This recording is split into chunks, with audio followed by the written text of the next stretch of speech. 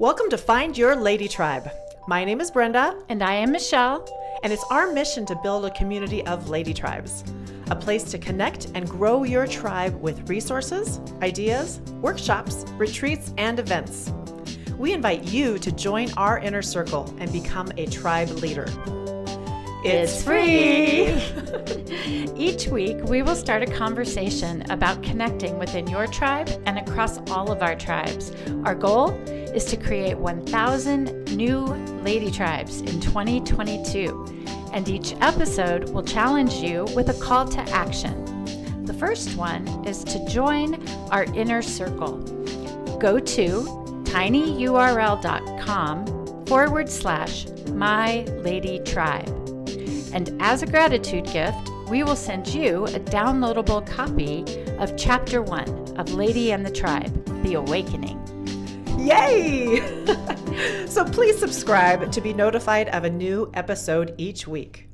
Because when three or more gather, we are tribe. Hi, everybody. Thank you for joining Find My Lady Tribe podcast. We are so happy that you're here today, and we have a great episode in store for you. You know, my good friend Michelle says, just like families who pray together, friends who meditate together stay together. Tribes who meditate together form special bonds and shared experiences that you can't get anywhere else, and it can become supernatural. Exactly. There are a lot of benefits to meditating together as a tribe. We know this. Mm-hmm. We've been doing it together for years. And there's a lot of myths to be busted, I would think, around what a meditation with others is or what it needs to be. And what power it holds. And oh yes, absolutely. Yeah. So many powers, so many benefits. And so to start, first of all, unlike praying at the dinner table or in a social situation, no one in the tribe has to be formal or has to be flowery. You don't have to have any special words, and there's essentially no pressure. So that's one benefit of meditation over prayer time and being called on. It's also very personal and also intimate without any of those pressures to perform or to find magical or find the right words, right? It's also mysteriously bonding. If you are meditating with a person or friend who you haven't ever had sort of that experience with before, it sort of takes you to a whole new level, wouldn't you say? It does. And as a person who's not super comfortable with it to begin with, I've been practicing a lot. It is a practice. Yes. And maybe it's a good idea to kind of figure out for yourself a little bit, but your coaching has always been great for me because I'm more of a left brainer, and I go, what am I doing here? What should I be thinking about? But see, already on the wrong track. Yes, exactly. So you might even, we got to talk about 101 right. meditation. Right, exactly. Well, so we got to promise you what the benefits are before we talk about the how and the where and the when, and we'll get there. But it really can set or reset the tone of the tribe, or even one-on-one reset the tone of a friendship.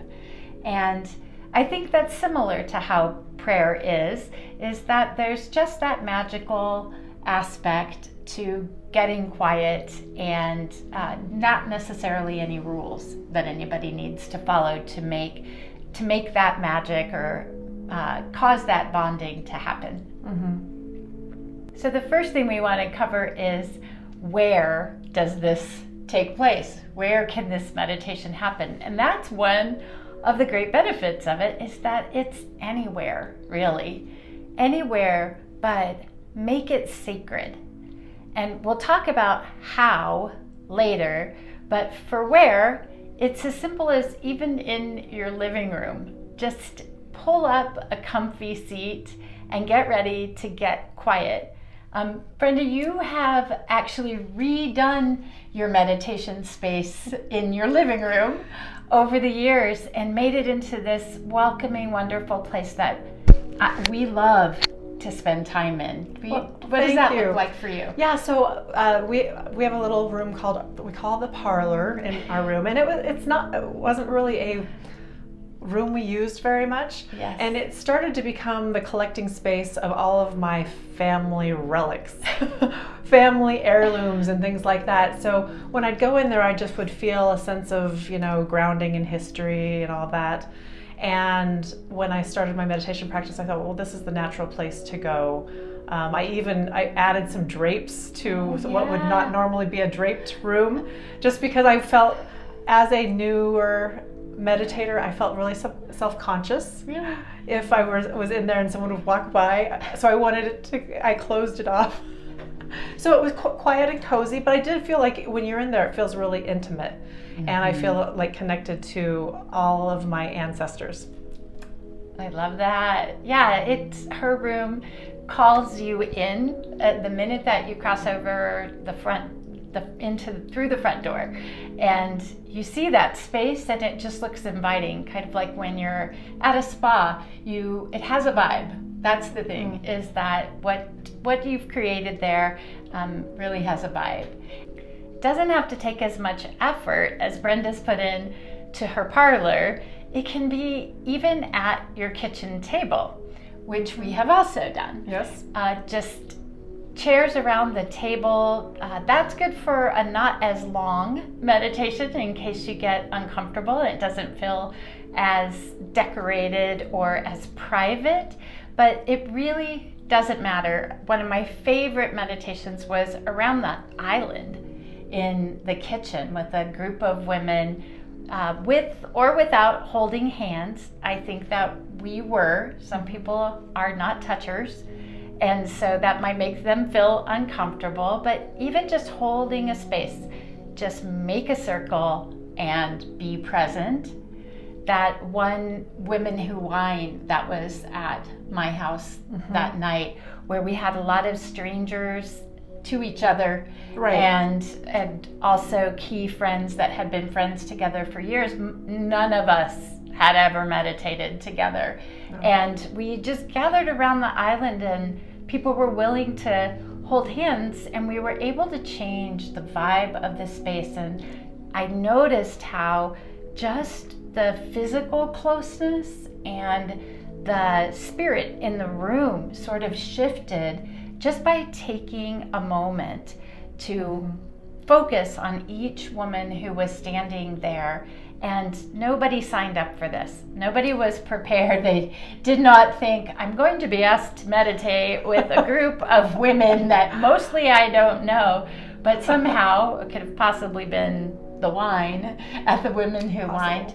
We bonded in light years in those moments just around the island in the kitchen that night. Do you remember that night? I do. And you do? It does. It changes the energy, because a lot of times the Women Who Wine event is kind of an open house, come and go, and we got to a point where we think everybody was there, and everybody's at a different intensity level, right, when they're entering the room. And just to give the people who had just maybe arrived a moment to just go, okay, take that breath, because they've been on the run all day, and just kind of get on the level of everybody in their the social mode. Yes. Yeah. That you can throw pillows down anywhere, if it's a gathering of slumber party or at one of our retreats or our weekends. Really, just there's no rules to the wear. Just anywhere that is comfortable, and it can be especially wonderful when it's out in nature. At least outdoors. If you aren't all the way halfway up a mountain like we are pretty often, if you're not completely out in nature like that, it can just even be outdoor. You have a beautiful deck space that is wonderful. Cushions and Wopilas and beautiful views and all of those kind of things. Just even getting outdoors kind of gives you its own vibe of fresh air and pure light. And grounding to the ground. Absolutely. Actually grounding. One of the things that we say often is that ground is grounding. And if there's no ground, if you're in a concrete jungle, then just holding a stone or picking up on something that is also grounding to you during that time can turn any place that you're in into a meditation space. A patch of grass in the park, or part of your practice can even become the fact that you are noticing or tuning out a lot of that background noise. One of my favorite meditations on a retreat, there was a crazy construction project that started happening about 15 minutes into an hour-long group meditation. Oh boy. And I just couldn't hold it. Eventually I was just giggling while, jackhammers and other such things were going off. So part of the practice can be even in your mind and in your spirit being able to tune out whatever's happening around you. And I don't know about you. I think that there's probably a lot of people that derails me. Oh yes. Completely derails me. I'm not that centered of a person. Oh my gosh, I can't block it out. Michelle, help. That's why it's a challenge, right?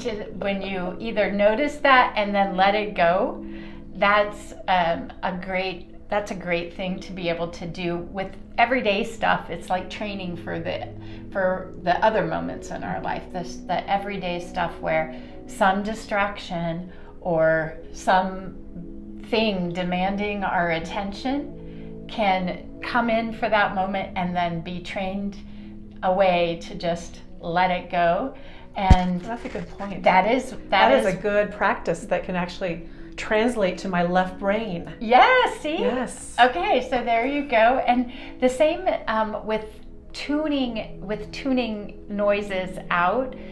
It trains us to be able to quiet our minds, especially when we have so many things racing in our minds, that just that physical in our body practicing with the noise of tuning it out. Let it be, let it happen. I got no reaction, no reactivity to that at all. And so that tuning out is part of a meditative practice. And it is crazy how that energy just multiplies when you're in a group or in a tribe. I have experienced that. That's absolutely true. And of course, any piece of ground is grounding, and anywhere in nature is healing. Destination meditations are a thing that Brenda and I have gotten into, and a few other friends, where you just take a hike or a walk with the entire time that you're on that path or on that journey is meant for just finding exactly the right space. And that's also a metaphor for our lives, that we're always just on this journey looking for the place that we're going to set down roots, where we're going to change our energy, where we're going to just settle in and adapt. And that's a great thing that practicing in meditation would do. And you can do it on a destination where you started out knowing that you are all just looking to find exactly the right place. Oh, that looks really great. And when you get to that place that's calling to you, just ask the others and check in. How does this spot feel? How does this spot feel? It makes for a really long walk or a hike if there are 6 of you. Right.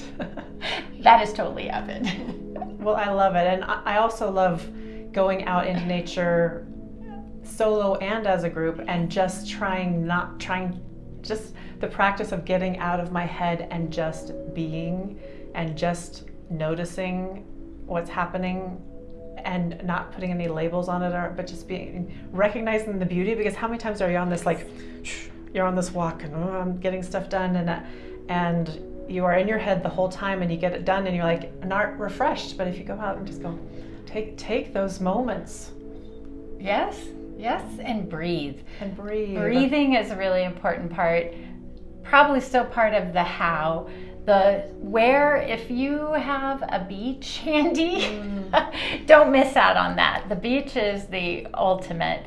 The waves are your background music. The breeze, soft sand to sit in. It's just a natural spa kind of environment if you happen to be at the beach. And it's available to us anywhere, wherever you want to meditate, even nowhere, even virtually.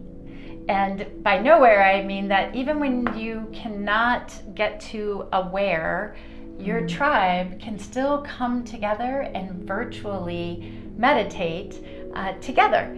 And that's something that I've practiced quite a bit with some of my tribe members who are across the country or out of the country, is to set a date and a time, and I will find and forward a really nice meditation, kind of like the one that we did the other day, where I'll just find one electronically and forward it to the group and let people know at this time. Whether I send by email or text, you could even do an evite. And this is the gathered time. This is when we're coming together, and we're going to all be doing exactly the same thing at the same time and multiply. You're not alone. We're going to multiply our vibes together. Yeah, because don't some people say time and space doesn't really exist anyway? It really doesn't when you're meditating together. Yeah, we're kind of transcending that when we meditate together. Yeah, that's exactly right. So there doesn't even have to be a where. It can be 100% virtual. So next, how do you meditate? Yes, please share with us. This is not natural for many, many people, Michelle. I know some people just say, oh yeah, just go meditate. And other people have like panic attacks thinking about being quiet for a few minutes. I know. Most of those people are in my family. I get it. Some people meditate out of necessity.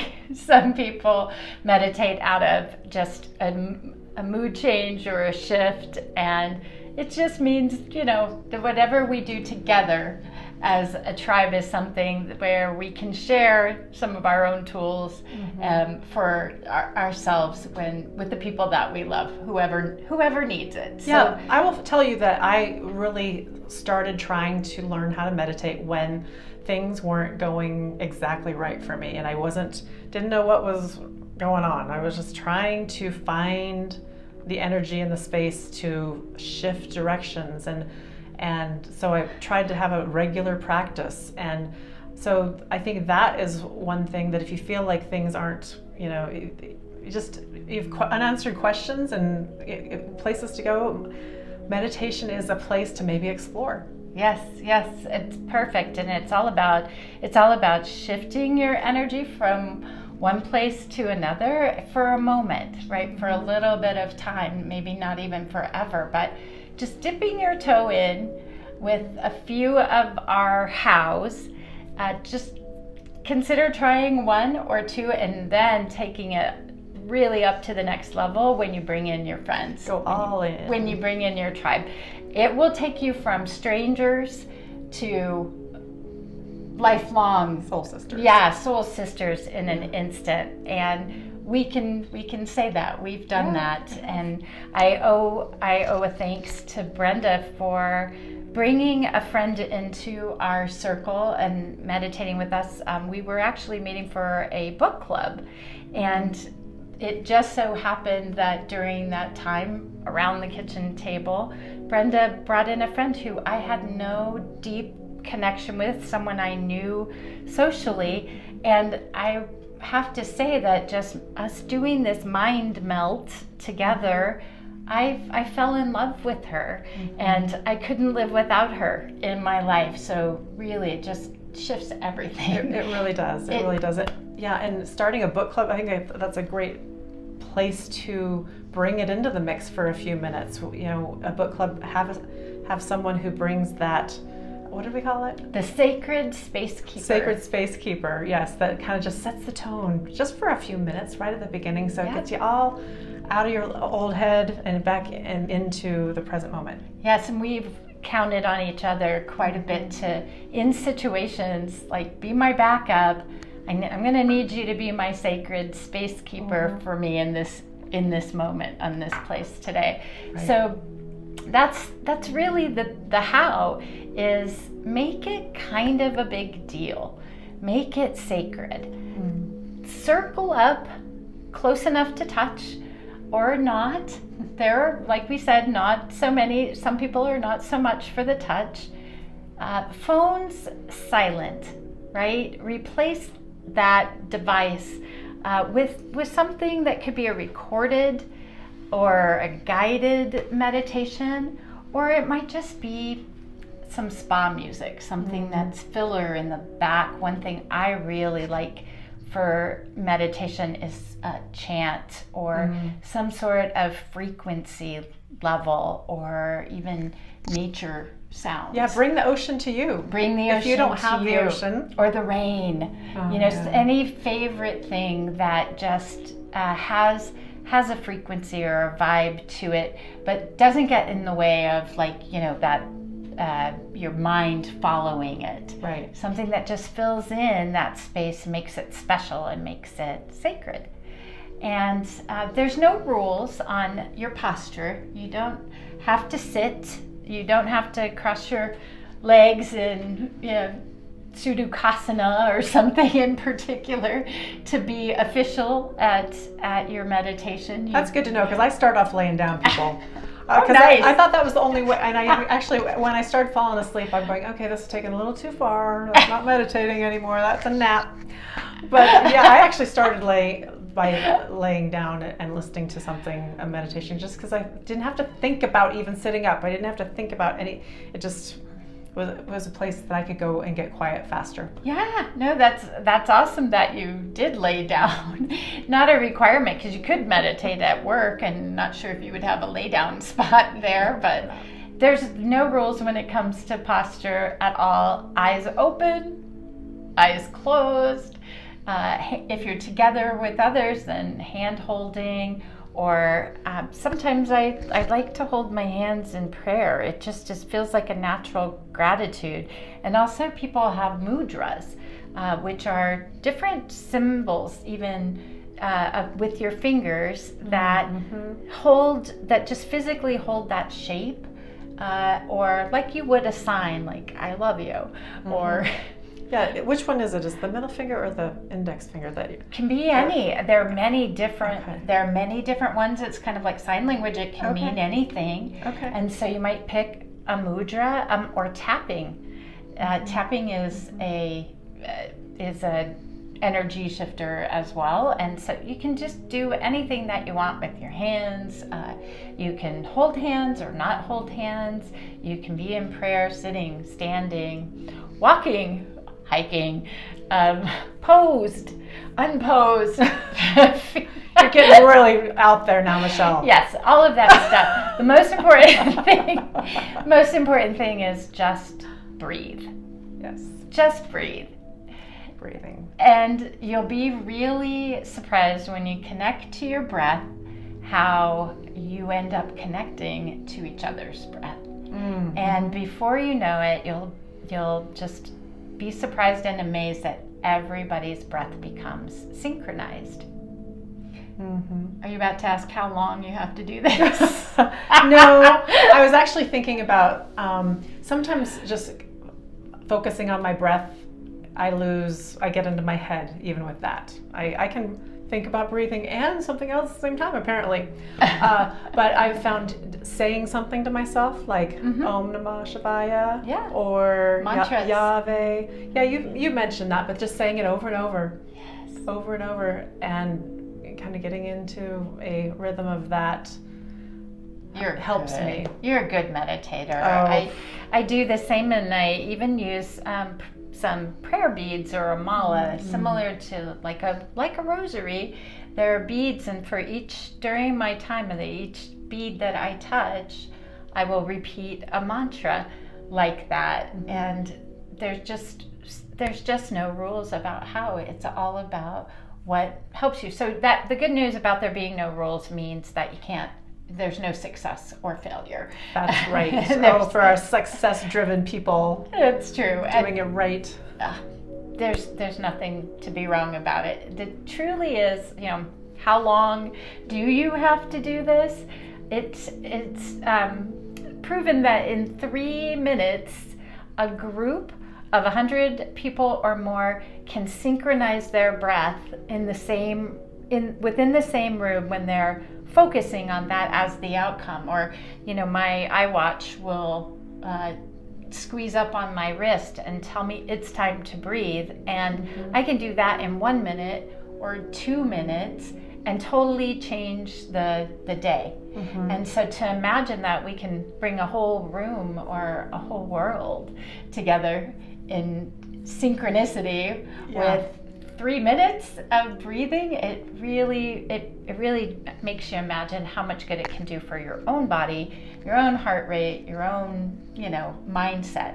Just to focus on your breath and connect to that for just 3 minutes. So as short as 3 minutes, or as long as an hour.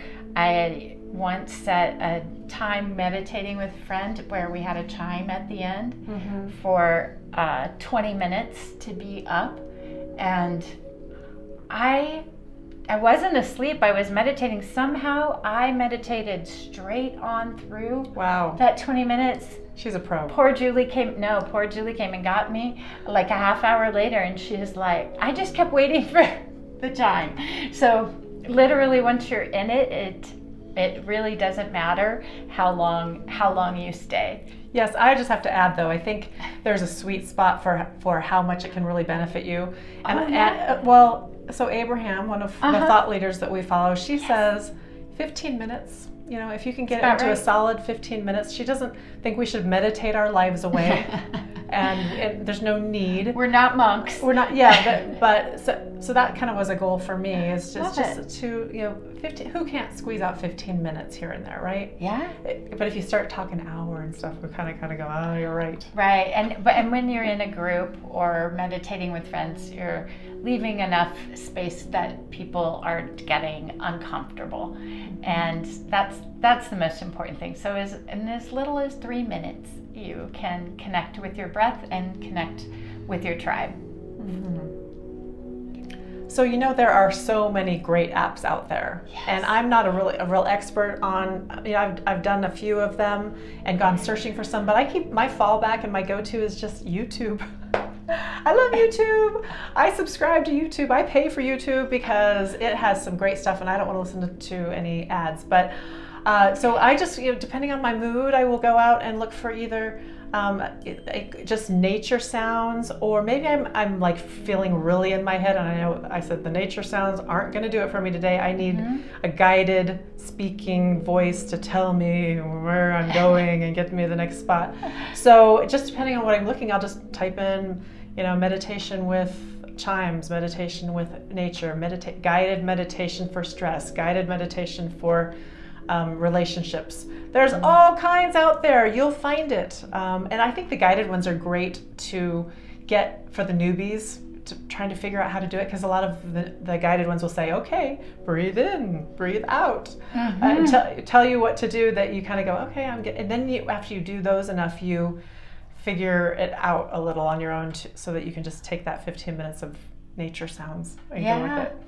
Yeah, and that is, you are bringing those to you when you are searching for them. I find that I can go directly to those meditations that I want to pick out by choosing them out of a library. And so that's how the Insight Timer app works, and it's totally free. And there's also one for Calm, called Calm, and when you get into those apps, it's really just the menu is right in front of you, and it's already laid out. And if you end up using those apps to find the type of meditation that you like, it, picks up on your algorithms and it starts to send you things that it thinks you would like. Just like YouTube. Just like I do. So it's perfect. I love how that there are some great tools out there. The really most important thing about finding is that you find them. Absolutely. So, okay, the last thing for us to really cover is when is a good time to meditate, because we all have different times a day or habits that work for us. So and I guess there's no right or wrong, right? Like you said. Never. So I always do it before bed, and maybe it gets me to sleep, or maybe it doesn't. I think it really does help me calm my mind. I have a busy mind, and even in the middle of the night, those guided meditations help me get back to sleep. There's back to sleep meditations. Take a note of that one. Really helps. Good. But before our podcast, we try to spend at least 5 minutes in the comfy parlor room, setting our intentions for the show. Who can we help? What do you all need from us? How can we be of service? How can we grow our community? And we kind of set the stage vibrationally there in a meditation.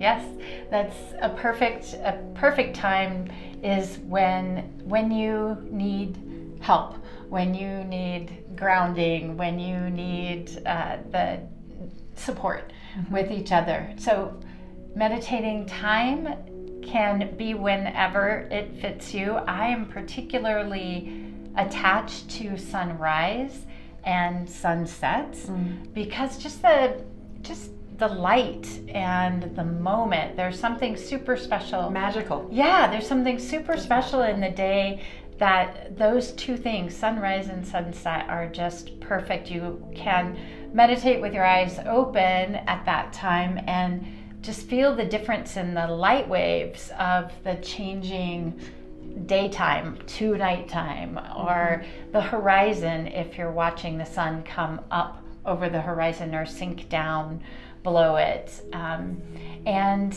it really just, sunrise and sunset, it sets the tone for your day if you're doing it in the morning, or for your sleep and your restfulness and your transition if you're doing it at sunset at the end of the day. So those are great times if you're just looking for what's a good time to set it up and invite others. Those have good juju to them.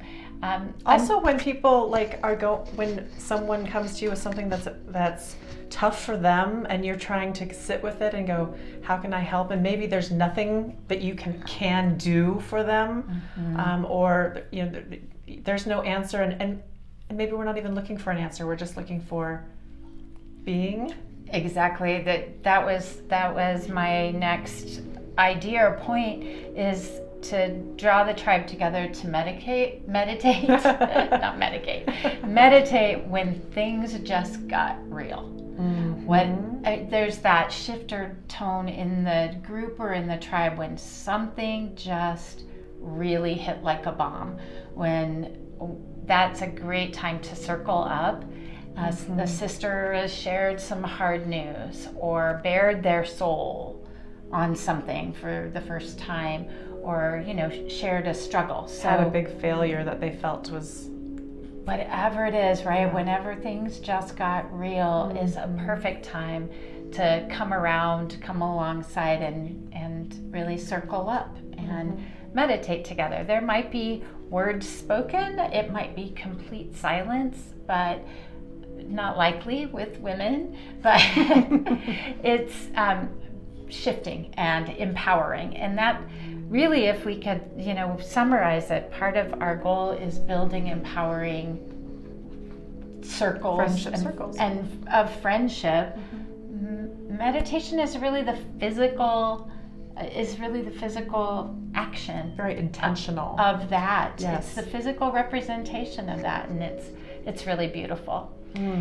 Special occasions, like something important is happening, have been a great time to set the tone and meditate together. We've done this at the kickoffs of our weekends or our times together, or special, like kicking off before we get together and do this work, kickoffs, and also what we call closing ceremonies.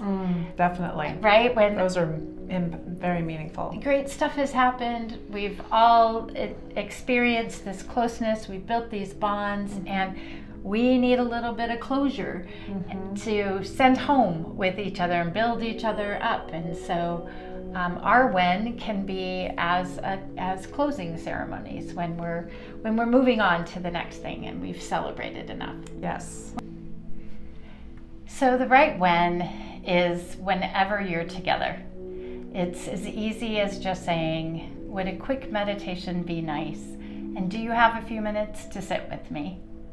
Yeah, that is pretty special. And I will just tell you, as a results-oriented person, in a what someone would call a woo-woo environment, I would have used to call it a woo-woo environment, but there are some measurable results that I get. Well, okay, maybe I don't know about measurable, but the results. What I find when I'm actually really centered and get into the meditation space is I get to a point where I've quieted my mind enough so that I'm actually getting inspiration. And there's a difference between the voice in your head that's telling you, okay, time's up, we gotta move along, or you got this to do and this to do, because that's the one you gotta go. It's like telling the dog to sit over, go sit, get out of there, and tell that little voice to sit and be quiet. But when a voice is telling you an aha moment, like an inspirational thing, something exciting, something to look forward to, a new idea, those are the things that have come out of some of my best meditations individually and as a group. And I think a lot of times the ones as a group, I feel like I've set the time aside a little more for it, so I actually can get into that space faster or more completely. But you'll get this thought and you'll go, oh no, is that that little sit down thought? No, those thoughts are actually okay and welcome. It's a thought that it's actually I believe your inner being speaking to you, and your inner being wants to speak to you all the time, but you are always thinking, so it can't get a word in edgewise. So when you have those aha moments of inspiration and hope, that comes from the quiet. Yes, I agree. Stuff comes up when you're in meditation like that. And there are things that you can expect when you are expectant. So as long as you set the stage for the meditation to happen, then you'll be pleasantly surprised. And if you do that intentionally with your tribe, then bonding happens just because we're in the same space breathing. And that breathing equals bonding. And I love that. We have opened up that intentional space for stuff to come in across all of us. And it doesn't even have to be weird or woo-woo at all. Once you do it once as a tribe, the ice is broken. And people will know, that's for me, or it's not so much for me. I'd like that today, or I'd like not to. Some will be uncomfortable, maybe, but also some of our very best memories and moments in the tribe have come during our meditation. Yeah, or the resistance that you released because of it. Exactly. That's how I feel. So absolutely. Oh, and there's no safer place. Yes, absolutely. There's no safer place to try something new. Yes, love it. Than with your tribe. So our challenge for you is to upload a free app or find your own little library of some meditation music or guided meditations that you think would serve you and your friend group well, and then create that time frame for your friend group to try it out together, and then tell us about it. Yeah, our Facebook page, Lady in the Tribe Inner Circle, that's a great place for us to have a conversation. And tell us if it was weird. We want to hear it all, right? We want to hear it all. Because when 3 or more gather, we are tribe.